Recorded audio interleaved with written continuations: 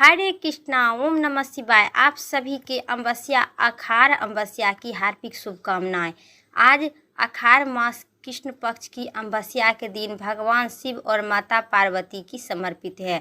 कहा जाता है कि इस दिन पीपल वृक्ष की उपासना की जाती है।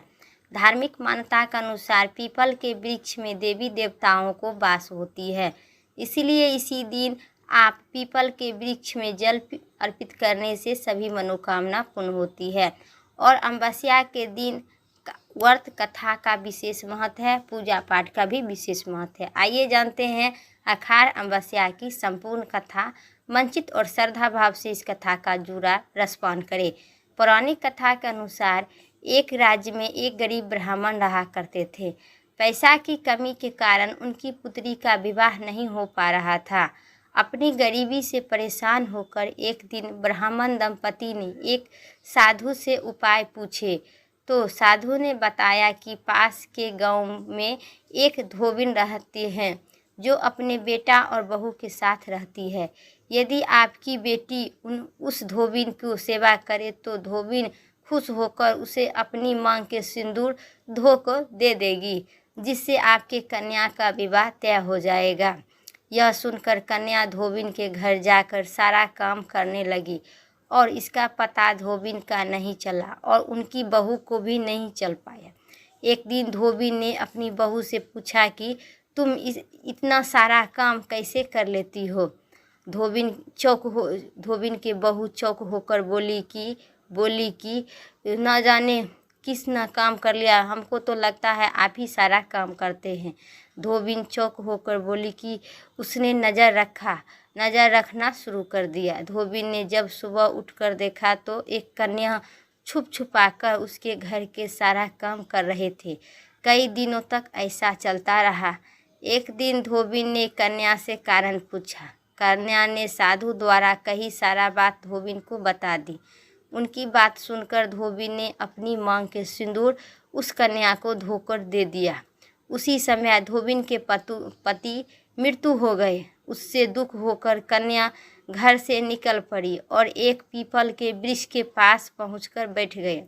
उस पीपल के वृक्ष के पास पहुंचा 108 बार ईंटे के टुकड़े के ले ली और उस टुकड़े से 108 बार परिक्रमा करने लगी। और परिक्रमा करते हुए एक बार फेंकने लगी। कन्या ने ऐसा करने से धोबिन के पति जीवित हो गए। पीपल के वृक्ष की परिक्रमा के कारण कन्या का शुभ फल की प्राप्ति हुई। बोलिए विष्णु भगवान की जय। जैसे उस ब्राह्मण को पुत्री की हुई, उसी प्रकार सभी भक्तजनों को अमावस्या की कथा सुनने और पढ़ने से होगा। अमावस्या के दिन हिंदू धर्म में विशेष महत्व है। अब सुनिए अमावस्या पर दूसरी कथा। इस कथा के सुनने से आपको अमावस्या और पूर्णिमा की कहानी है, जानिए विस्तार पूर्वक। एक कथा के अनुसार एक साहूकार के 2 पुत्री थी। दोनों ही पुत्री पूर्णिमा और अमावस्या थे, लेकिन बड़ी पुत्री पूरा व्रत करती थी अमावस्या के, छोटी पुत्री अधूरा व्रत करती थी। इसका परिणाम हुआ कि छोटी पुत्री का संतान पैदा होते होते मर जाती थी। उन्होंने पंडित से इस कारण में पूछा और पंडित जी ने बताया कि तुम पूर्णिमा का व्रत अधूरा करती थी, इसे कारण तुम्हारी संतान पैदा होते होते मर जाता है। पूर्णिमा का व्रत विधि पूर्वक करने से तुम्हारी संतान जीवित हो सकती है। उसने पंडित की सलाह पर पूर्णिमा का व्रत पूरा विधि पूर्वक किया। उसके बाद उसे एक लड़का पैदा हुआ, जो कुछ दिन बाद ही फिर मर गया। उसने लड़के को एक पाटे पीठा पर लेटा दिया, उसके ऊपर ढेर सारा कपड़ा रख दी। फिर बड़ी बहन पूर्णिमा को बुलाकर और बैठने के लिए वही पाठा दे दी। बड़ी बहन ने जब उस पर बैठने लगी तो उसका लहंगा बच्चे को चुभ गया।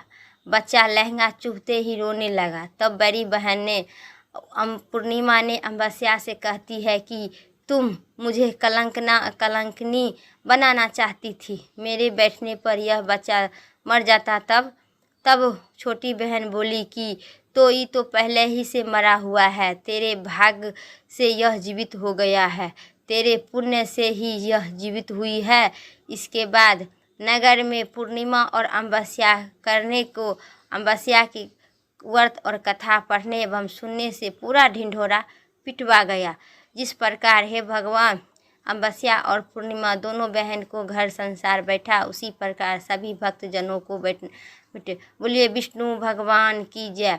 अब सुनिए अमावस्या पूर्णिमा की कहानी विस्तार पूर्वक, आधा अधूरी नहीं सुनिएगा, क्योंकि आप हिंदू धर्म में अमावस्या पूर्णिमा विशेष महत्व है।